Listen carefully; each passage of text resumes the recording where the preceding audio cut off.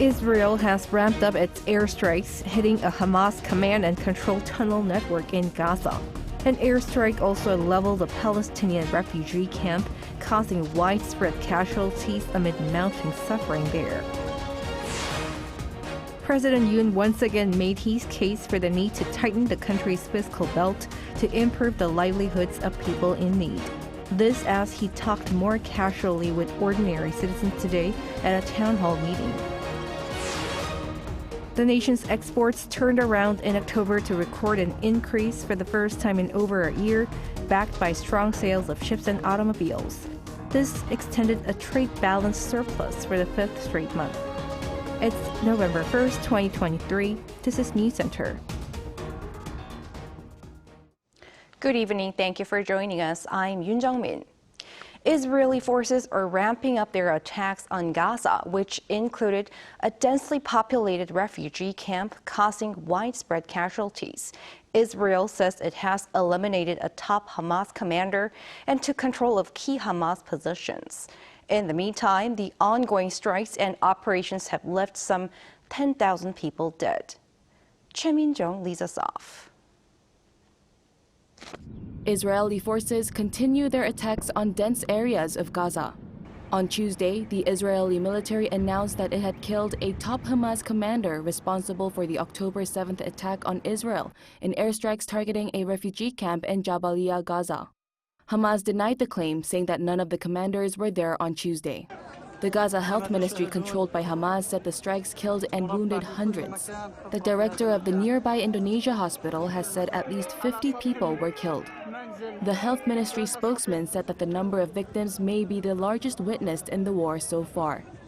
As part of Israel's ground operation, the Israel Defense Forces said troops took control of Hamas's tunnels and rocket launching positions in the northern part of the Gaza Strip and killed over 50 terrorists. It also reportedly hit more than 11,000 targets in Gaza belonging to Hamas since the war began. The ongoing Israel-Hamas war has so far killed more than 10,000 people. According to Gaza's health ministry, at least 8,500 have been killed in Palestine. Among the dead are some 3,500 children, taking up more than a third of the death toll.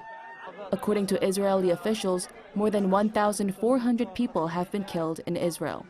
Meanwhile, Qatar has reportedly mediated an agreement between Egypt, Israel, and Hamas in coordination with the U.S. to allow foreign passport holders and some severely injured people to move out of Gaza.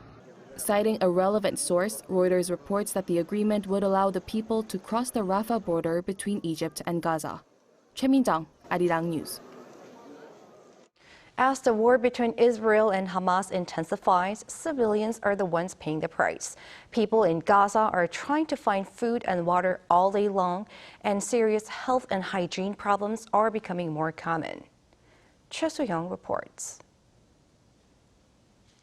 Israel has imposed a complete blockade on Gaza since October 9th, increasing the intensity of its attacks, including retaliatory airstrikes and sending in ground troops, leaving those in the Gaza Strip in a desperate situation. According to the Wall Street Journal on Tuesday, following the imposition of the blockade, food and water are running out, and hundreds of Gaza residents are starving as they desperately try to obtain essential food items such as bread and vegetables. We hope that the shops will manage to maintain the essential food supplies, such as flour and cooking oil. We also need car parts and diesel fuel. Today, I had to travel a long way in an ox cart to buy flat bread, but got nothing. The Gaza Strip used to depend on Israel and Egypt for most of its food. However, when Hamas won in the Palestinian Legislative Council elections in 2006, Israel imposed a partial blockade. As a result, over half of the Gaza population fell into poverty, and the recent war has pushed many into starvation. Israel has allowed a small amount of humanitarian aid to enter Gaza, but the UN World Food Programme estimates that this may only last for about 7 days. Furthermore, Israel has completely halted fuel supplies due to concerns about Hamas hijacking them for military use. Due to the difficulty in finding transportation, as there are no cars because there is no diesel or gas, we are forced to ride a donkey cart because it is all that is available now. Moreover, diseases such as skin infections and the emergence of head lice are spreading rapidly, leading to a public health disaster. According to the Middle East Monitor, schools and camps operated by refugee aid organizations are overcrowded because more than 15,000 Gaza residents are seeking refuge from Israeli airstrikes, causing serious life-threatening health and hygiene issues.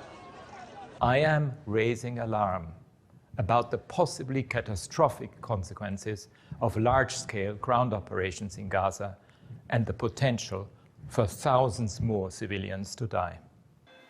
The Gaza Health Ministry said generators in the two main hospitals in Gaza will completely stop without essential fuel and electricity supplies, and there is a growing risk of infant mortality due to a lack of food and infrastructure damage from the fighting. Choi Soo-hyung, Arirang News. U.S. President Joe Biden says that he will veto the Israel aid bill proposed by the House Republicans if it were to be passed. If passed, $14.3 billion in aid would be given to Israel, but none to Ukraine. Senators from both parties are voicing doubts about the bill, while the White House says the bill would be bad for Israel, the Middle East, and the national security of the United States. This is after Biden requested $106 billion in aid to Israel and Ukraine. Meanwhile, U.S. Secretary of State Tony Blinken will visit Israel again on Friday for meetings with the Israeli government, as well as making other stops in the region. And U.S. State Secretary Antony Blinken is planning to make a two-day visit to South Korea next week for the first time since President Yoon took office. The Foreign Ministry announced that Minister Park Jin and Blinken will have talks next Thursday to discuss a range of issues from the ROK-U.S. alliance and tensions with North Korea to economic security and advanced technology. Also, the trip comes ahead of an expected meeting between U.S. President Joe Biden and Chinese President Xi Jinping this month. The ministry expects the trip to become a milestone in bolstering the strategic partnership between Seoul and Washington as they mark the 70th anniversary of their alliance. As we just heard, U.S. President Joe Biden and Chinese leader Xi Jinping are to meet in San Francisco later this month. Eyes are on how they will manage their rivalry and competition at this juncture. Pei Eun-ji takes a look at what could be topping their agenda. The White House has said President Joe Biden and his Chinese counterpart Xi Jinping are expected to meet in November. A spokesperson confirmed in a White House press briefing on Tuesday local time that the two leaders are aiming to hold constructive talks. It's going to be in San Francisco. It's going to be a constructive meeting. Their summit is expected to be held on the sidelines of the APEC meeting in San Francisco, which will take place from November 11th to 17th. But China has not yet confirmed that Xi will be at the APEC meeting, and Chinese Foreign Minister Wang Yi warned on Saturday that the road to talks is still not smooth. One expert says if the summit does take place, the two leaders will likely focus on economic issues, such as technology, trade, as well as semiconductors, a field South Korea is leading in. South Korea dominates the chip market and we have a lot of production, so I think we should make use of them. And it could also be an opportunity to improve relations with China. Meanwhile, Hong Kong said on Tuesday that its finance minister Paul Chan will attend the APEC meeting on behalf of its leader John Lee, a move seen to smooth over a diplomatically sensitive issue for both Beijing and Washington. Earlier in July, Beijing demanded that Washington invite Lee, who was under U.S. sanctions for his role in a political crackdown in Hong Kong. Hong Kong's latest decision comes just days after the Chinese foreign minister made a rare visit to Washington, where both sides agreed to work towards a summit between their presidents. Pei Eun-ji, Arirang News.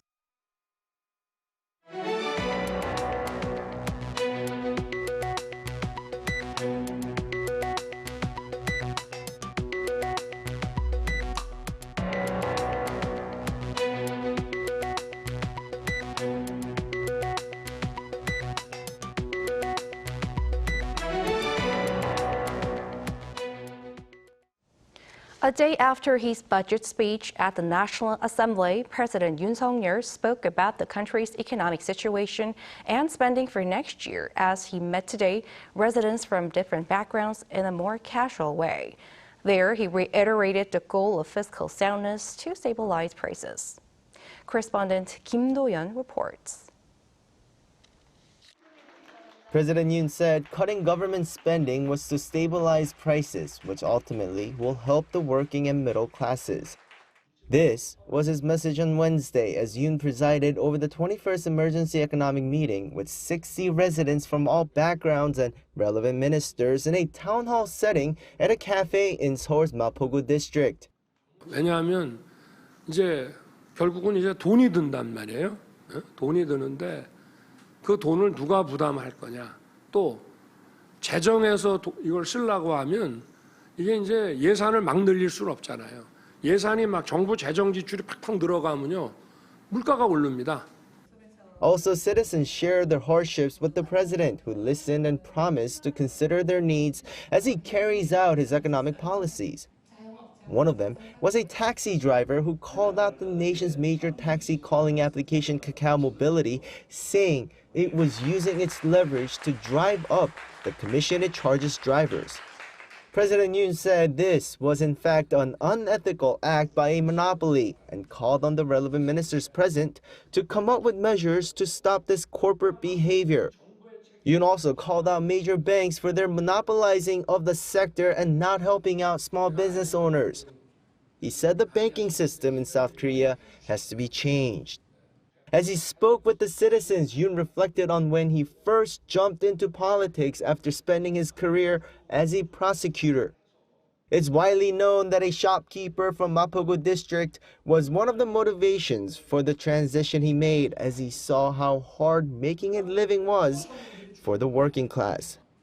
Yoon spoke frankly of the hardships of the presidency, especially as a nation is in an era of political excess with resistance to budget reallocations. 이거를 어려운 서민들을 두툼하게 지원해 주는 쪽으로 예산을 좀 재배치를 시키면 아우성입니다. 아우성이에요. 내년 선거 때 보자. 아주 탄핵시킨다. 뭐 이런 얘기까지 막 나옵니다. Yoon also pledged that he would not prioritize political gain, even with the general election coming up in a few months, and take responsibility for all his actions. 김도현, Arirang News.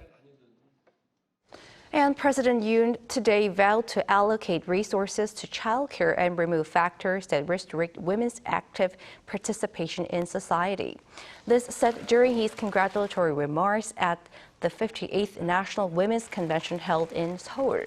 Encouraging women to continue taking active leading roles in society, Yoon highlighted that we must make great use of women's capabilities to make a new leap forward. The event, hosted by the Korean National Council of Women, focuses on promoting gender equality. President Yoon attended the event as a presidential candidate back in 2021. On the trade front, Korea's exports in October marked an on-year rebound for the first time in 13 months, thanks to greater shipments of automobiles and ships. This extended a trade balance surplus for the fifth straight month. Park Go-nu has latest numbers. South Korea's exports for the month of October jumped 5.1% on year, reaching a new high for 2023. According to the Trade Ministry on Wednesday, this was the first time in 13 months that South Korea saw an increase in exports compared to the year before. The country's trade balance in October was in the black for the fifth consecutive month, with the export volume exceeding $55 billion and imports hovering under the $54 billion line for a surplus of some $1.6 billion. Robust exports were mainly attributed to the performance of core export items, including automobiles, general machinery, ships, and displays, which have all seen a jump for several consecutive months. The higher cost of petroleum products also pushed outbound shipments up for the first time in 8 months. Semiconductors, one of South Korea's largest export goods, saw a recovery last month as well, after a poor performance in Q1. By region, 6 out of 9 of Korea's major outbound shipping markets saw an increase in October. In particular, exports to the U.S. were highest for any October, mainly backed by electric vehicle exports. Total exports to the U.S. came to $10.1 billion, exceeding the $10 billion mark for the second consecutive month. Exports to China remained above $10 billion for the third straight month, while shipments to the ASEAN region were not just a new high in 2023, but also for any October on record. As for imports last month, due to higher prices for energy sources such as gas and coal, the figure shrank by over 9% year-on-year. Meanwhile, South Korea's trade minister stressed that recent export data is evidence of recovery, even in times of global uncertainty, including high interest rates and oil prices.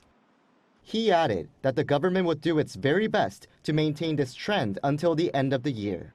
Park Gun-woo, Arirang News. Meanwhile, a coalition of countries, including South Korea, will seal a deal pledging not to pay ransoms to cybercriminals. This as the UN accuses North Korea of illegal funding its weapons programs through this means. Kim Jong-sil with the details.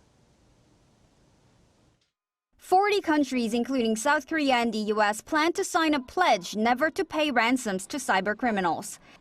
They're part of a US-led alliance that will also work toward eliminating the hackers' funding mechanisms. The White House announced a plan on Tuesday local time. The International Counter-Ransomware Initiative, a two-day event ending on November 1st, includes representatives from 48 countries, the EU, and Interpol. This is the third annual event that is being hosted by the US, which, according to the White House, is the country that has been hit hardest by cybercrime. It aims to eradicate the criminals' funding by sharing information, including the ransom payment accounts. The initiative comes as FBI Director Christopher Wray emphasized the risks of cyber attacks at Tuesday's U.S. Senate Committee on Homeland Security and Government Affairs. Wray said in the last few years, countries like China, North Korea, and Russia, quote, use cyber operations to target U.S. research.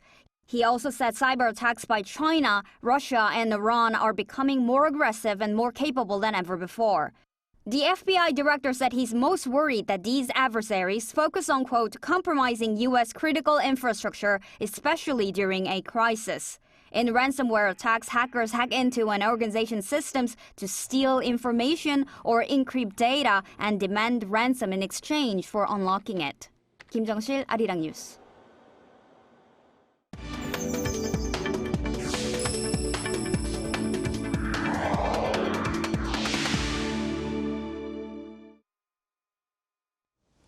Korea has become a significant Indo-Pacific partner for Europe at a crucial time when conflicts are happening across the world.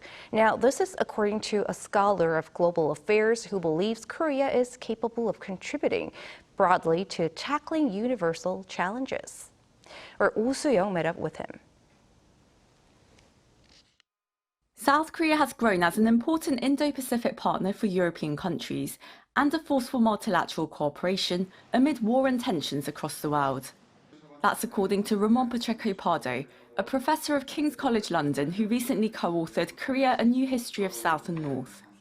Speaking to Arirang News, Pacheco Pardo said the perception of South Korea has changed over the past year and a half, particularly among European governments, which are increasing their engagement in the Indo-Pacific to secure peace and development, where 60% of the world's maritime trade passes through.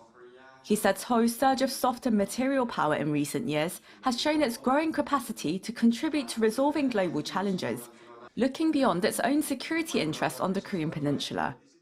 It's not only the demand for Korea to do more, but they believe that Korea has the economic resources, technological resources, diplomatic resources, and military resources, along with the soft power, to contribute more, to contribute to the provision of global goods, aid, for example, to developing countries. You also see, for example, when it comes to supply chains, diversification, or de-risking, as some people call it, away from China. Well, the expert noted that Seoul was invited to the G7 and NATO summits for 2 straight years since 2023, with President Yoon pushing to bolster global solidarity and institutions to deter threats from North Korea, ensure peace and the rule of law in regional waters, stabilize supply chains, and support the green transition and global development.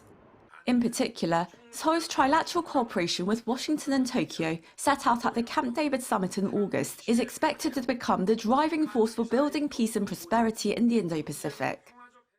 I think it is necessary for Korea, Japan, and the US to make sure that they start implementing at least some of the deliverables from the Camp David statement as soon as possible, whether it's a dialogue, education program, whether it is the joint development of deterrence capabilities that they were talking about, for example, in the area of economic security.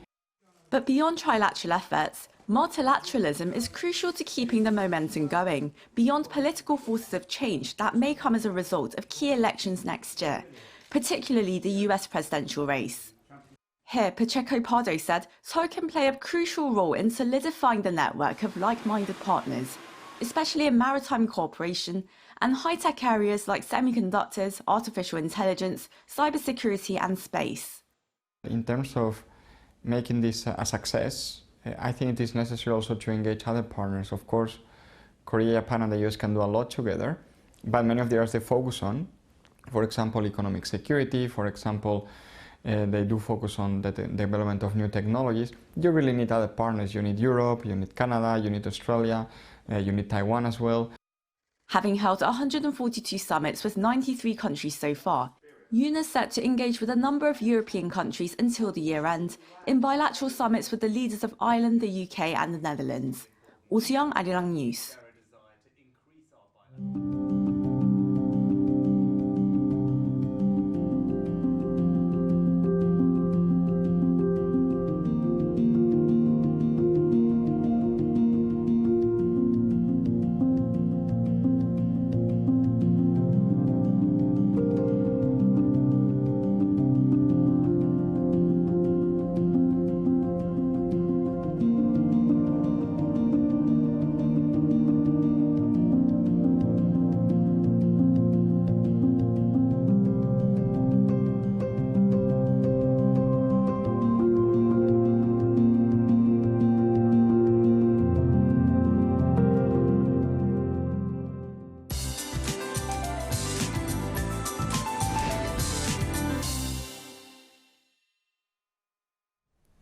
Mild autumn weather continues to prevail across the nation. Tomorrow, conditions will get even warmer. Seoul will see highs of 25 degrees Celsius. Other regions, such as Gyeongju, will see even warmer spells with highs of 28 degrees. With readings surpassing the norm significantly, wide temperature gaps are also expected. Make sure to dress in layers. Warm temperatures will trigger a greater influx of fine dust from overseas. For the morning hours, the Seoul metropolitan area in Gangwon-do province will see dust levels standing in the bad category. Strong winds are in the forecast from time to time and blowing dust across central parts of the country. This may reduce visibility, so please drive with extra caution. Morning temperatures will be starting off at 17 degrees in Seoul, Busan and Jeju at 16 degrees. And more sunshine will build up for the daytime. Daily highs in Seoul and Gwangju will get up to 25, Daegu 26, and Gyeongju will be very warm at 28 degrees. Showers are in the forecast this coming Friday, and they will last until the end of the weekend. After the rain, colder spells are expected. That's all for now, and here are the weather conditions around the world.